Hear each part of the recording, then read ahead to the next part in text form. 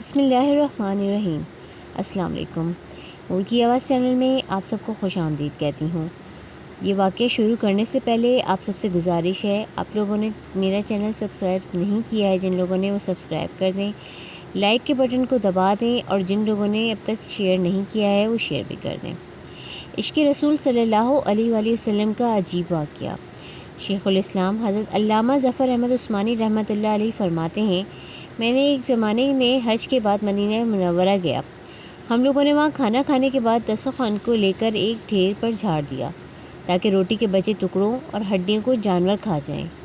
تھوڑی دیر بعد جب میں اپنے کمرے سے باہر نکلا تو یہ دیکھ کر حیران رہ گیا کہ ایک خوبصورت 9 سال کے بچہ ان ٹکڑوں کو چن چن کر کھا رہا ہے۔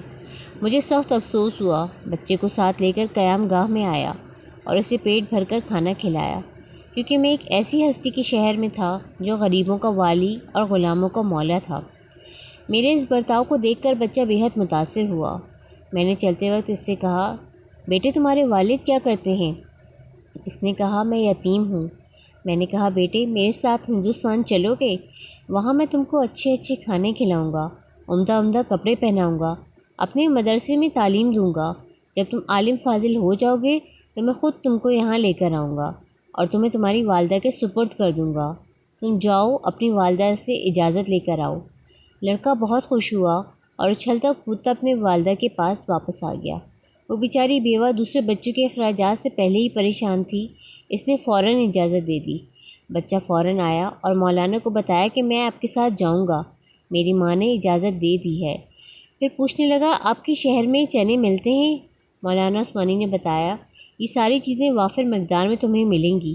مولانا کا بیان ہے کہ میری انگلی پکڑے پکڑے مسجد نبوی صلی اللہ علیہ وآلہ وسلم میں وہ میرے ساتھ آیا اور ٹھٹک کر رہ گیا۔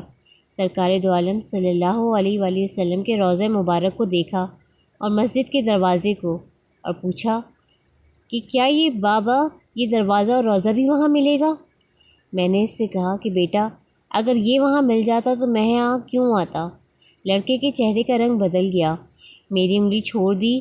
بابا تم جاؤ، اگر یہ نہیں ملے گا تو میں ہرگز اس دروازے کو چھوڑ کر نہیں جاؤں گا۔ بھوکا رہوں گا، پیاسا رہوں گا۔